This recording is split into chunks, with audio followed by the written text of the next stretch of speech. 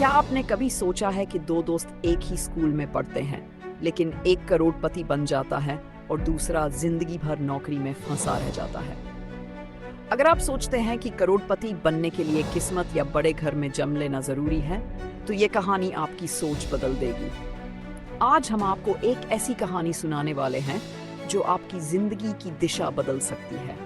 अगर आप इस वीडियो को ध्यान से देख लेते हैं, तो हो सकता है कि आप भी आने वाले सालों में अपनी जिंदगी बदलने का फैसला कर लें। लेकिन उससे पहले, अगर आप भी बड़ा सोचकर अपनी किस्मत खुद बनाना चाहते हैं, तो अभी इसी वक्त चैनल को सब्सक्राइब कर ले और घंटी दबा दें, ताकि आपको ऐसी ही प्रेरणादायक कहानियां मिलती रहें। लखनऊ के एक छोटे से कस्बे में दो दोस्त, राम और विनोद, एक ही स्कूल में 12वीं कक्षा में पढ़ते थे।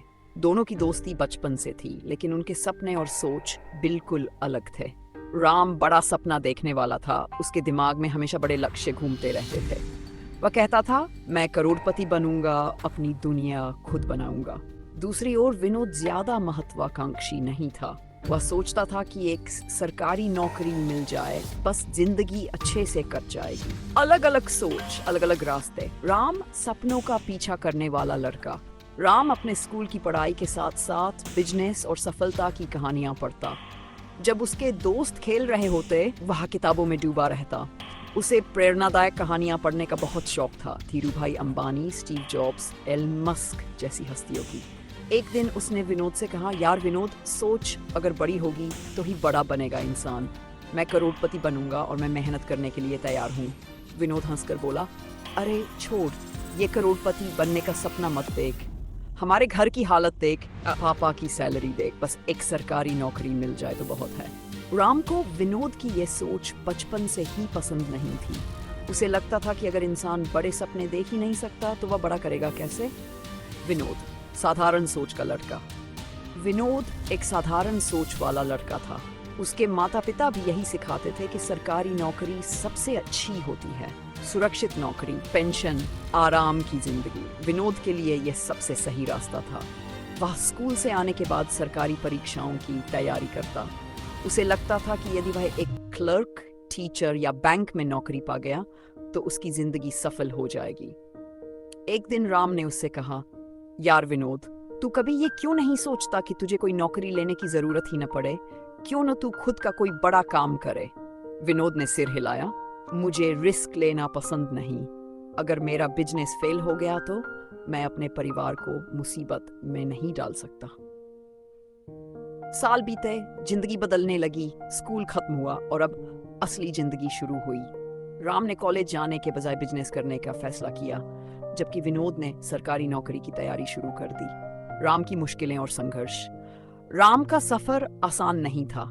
उसके पास कोई बड़ा पैसा नहीं था, लेकिन उसके पास एक चीज थी, एक मजबूत सोच।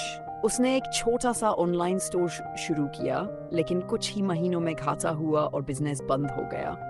दूसरी कोशिश, उसने सोशल मीडिया मार्केटिंग सीखी और छोटे बिजनेस को प्रमोट करना शुरू किया। धीरे धीरे उसे क्लाइंट मिलने लगे।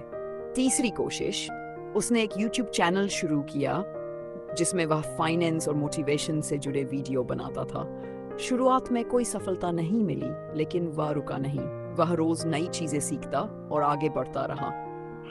विनोद की सुरक्षित लेकिन सीमित जिंदगी। उधर विनोद लगातार सरकारी नौकरी की परीक्षा दे रहा था। उसने 4 बार प्रयास किया और अंत में एक बैंक में क्लर्क की नौकरी मिली। घर वाले बहुत खुश थे और विनोद को भी लग रहा था कि उसकी जिंदगी सेट हो गई।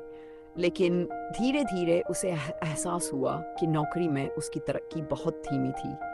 वह रोज 9 से 5 की नौकरी करता और महीने के अंत में सिर्फ कुछ हजार रुपए मिलते।